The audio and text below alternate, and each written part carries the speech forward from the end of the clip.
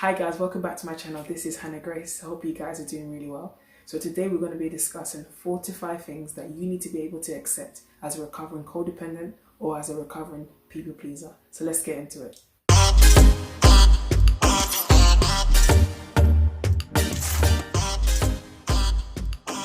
As a people pleaser or codependent looking to recover and to exit this matrix and this lifestyle of codependency, it's important that we understand the role and the importance of just accepting a few things, which I'm going to be elaborating on today in this video. So number one is to accept that a friendship or relationship is over. 9 times out of 10 you are an empath or you are a highly sensitive person, which means you are more intuitive than most. So the signs you've been noticing weren't just a happenstance, they weren't just coincidences. There were signs from God to show you that this person is not in the right frame of mind for you. You're not supposed to be in a relationship together, be it as a platonic relationship or as a romantic relationship.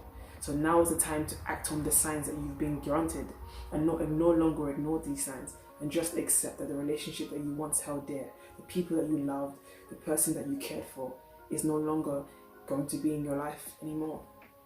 The relationship has gone sour. You know, despite all your people-pleasing codependency attempts to salvage the relationship in order for it to be better, you've put in so much, you self-sacrificed, you know, you've given, they've taken. It's just not working. You just have to accept that the relationship has unfortunately failed. And I know as codependents, you may think, well, if I just do more of this, if I just do less of this, maybe it's because I just did this. Oh, I'm so stupid. Why did I do this? Oh my gosh, I'm so annoyed with myself. Maybe if I do this, but if I leave him, I'm going to be alone. I'm not going to have anyone. I'm going to die alone. I can't be alone. I need to be with people. But that's the lie we've been told. And that's the lie we've conditioned ourselves to believe, that we need people. We actually don't need anyone. And so it may be hard, but you just have to accept that the time with this person is now over and move on. The second thing we just need to accept, which runs from point number 1, is that we need to accept these red flags that we see at the beginning of the relationship. We often think that, well, I've seen these red flags, maybe it's just me overthinking, maybe it's this, maybe it's that, or even though I've seen the signs, well, they've gone through a hard, upbringing, they just need love. I can be the one to love them. I know how to love. I'm empathetic. I know how to love. They need me and I need them, so we are going to be so happy together. No, you're just creating a codependent relationship. You know, you think that, oh, I can change them, I can impress them, they can love me, they can do this, you can do that, but you're just setting yourself up for failure. You know that this relationship is not going to work. It's not going to work in the long run, but you think that maybe they're going to change, and you're just wasting your time.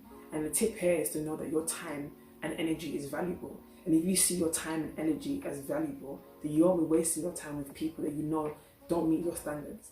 Oftentimes we think, oh, well, if I set this standard, I can compromise because I love them. Love is all about compromise. And so I made a video, I spoke extensively about standards and expectations, which I will link up here. Last week I made a video speaking about the difference between expectations and standards. There is a massive difference between your expectations and your standards.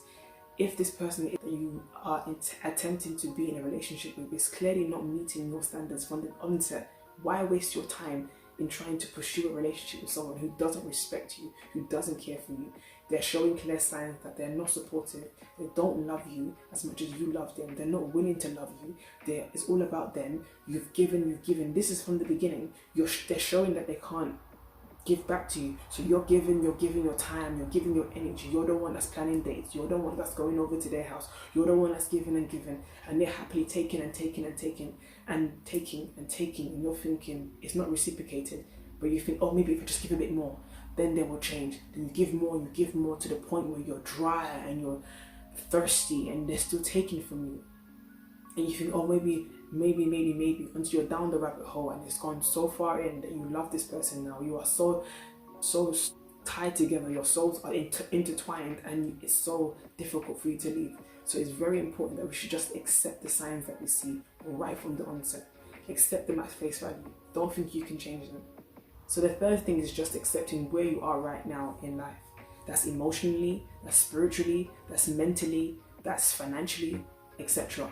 Where are you right now? And what do you need right now in your life that's going to help you get through this stage in your life? What's your wants? What are your needs? What will enhance this stage in your life? And just accept what you need. And don't try to fight it. And don't think, well, I actually need 5 weeks alone. But if I take 5 weeks alone, that means that this person's not going to like me. That means this person's going to think I'm selfish for taking 5 weeks for myself. But you need those 5 weeks.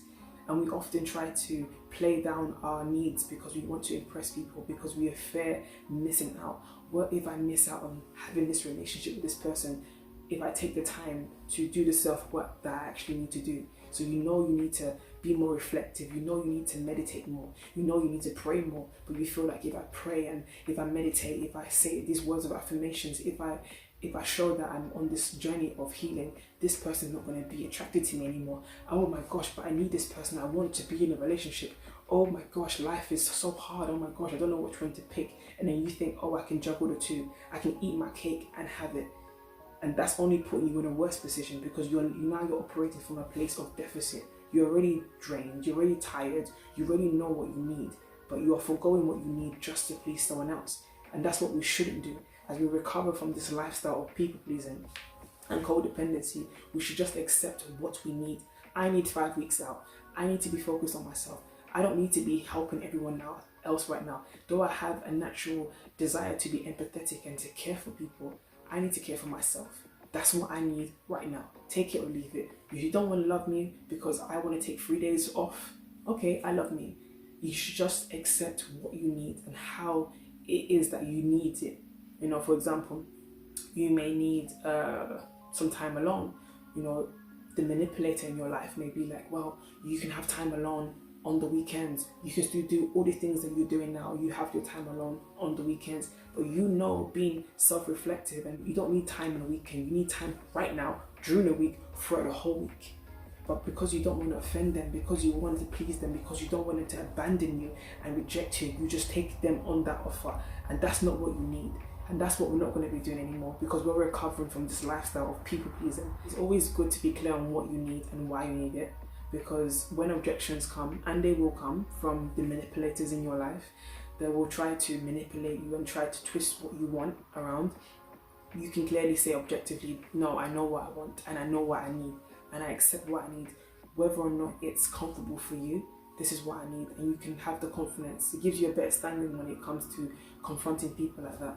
So you must be able to accept the person that you discover as you're on this journey of codependency recovery, people pleasing recovery, and becoming the most authentic version of yourself. You're going to be undergoing a lot of self-awareness practices, and you're going to be becoming more self-aware. So the person that you ultimately discover that you are, you should just accept that person. You may find that you're not as nice as you thought you were. You're not as caring as you thought you were. You're not as sweet as you thought you were.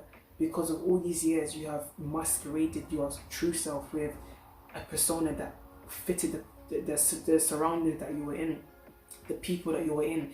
It blended in well. But as you're pulling back those layers, you begin to discover who you truly are. And maybe you find that you don't really like the person that you are truly. And that's okay. Maybe you find that you're not, like I said, you're not as sweet, you're not as caring. Probably you're more vulgar than what you thought you were. But my advice to you is just to accept that person as who you are.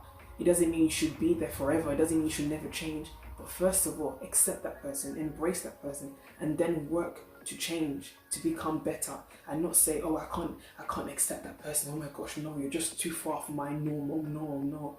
That's only doing you a disservice. Trying to force yourself to be kinder, trying to force yourself to be nice, to be a nicer person, because oh no, that just doesn't fit my narrative. I'm a nice person, I'm a good person, I'm perfect, I have to be perfect, I can't be seen as a bad person, I have to be perfect. It's doing you a disservice. So you just being able to accept who you are, accept your flaws, and say, you know what, I'm improving, I'm gonna get better, and not forcing yourself to be something that you're not, just to be seen as a nice person. You're no longer ignoring how you truly feel, forcing yourself to go against your will to counteract this bad natural feeling that you feel. This quote unquote bad feelings that you feel is only doing you a disservice. No longer are we gonna suppress ourselves because we want to fit a narrative of good person, quote unquote good person, quote unquote perfect person, quote unquote nice person. We just want to be. So the final thing is, being authentically you means that you're not going to be liked very much, and you just have to accept that. As you become more self-aware, as you progress in this journey of becoming the most authentic and highest expression of yourself, not many people are going to like you. Not many people are going to like the new Sally who is confident, the new Sally who says no when she means no, the new Sally who says, I'm busy and I don't have time for you, the outspoken Sally, the confident, assertive, well-rounded Sally that says, I know my needs, I have standards. No one's going to like you, and you just have to accept that. And you're not going to try to manipulate your way in trying to get them to understand or to get them to accept you. No, you're now operating from a higher consciousness, a consciousness that says, you don't accept me, okay, it's fine, because I accept me and I love myself. And that's the key. We can't force people to accept us. We should just accept them for not accepting us, because we accept ourselves. We're no longer playing to their drums. We're no longer dancing to the beat of their drums, because they want us to feel bad. They want us to feel like, oh well, they are not accepting us, so therefore we are less of a person. No, they don't have that power over us anymore. And that's the confidence, the self-confidence that, throughout this journey of recovering from codependency, we are going to start cultivating more and more, that I don't need your approval. I don't need your like. I'm giving it to myself. And with that mind frame, you will get through this journey of becoming the best and highest version of yourself, into the place of wholeness and into a place of completeness. So just being able to accept that not everyone's going to like me, but that's fine, because I like me, because I see the vision of my life. I know how much that's in me. I know how much potential that I have been suppressing just to be seen as a good person, and I'm no longer doing that. I'm banking on myself. I accept me. So I hope these points have stirred something in you. I hope they have resonated with you in some way or fashion. If they have, please leave your comments down below. I would love to hear what you guys think about it. Like the video if you like it. Speak to your friends about it. Tell a friend to tell a friend. Share the video. And yeah, subscribe to the channel. Hit the notification bell. And I'll see you in my next one.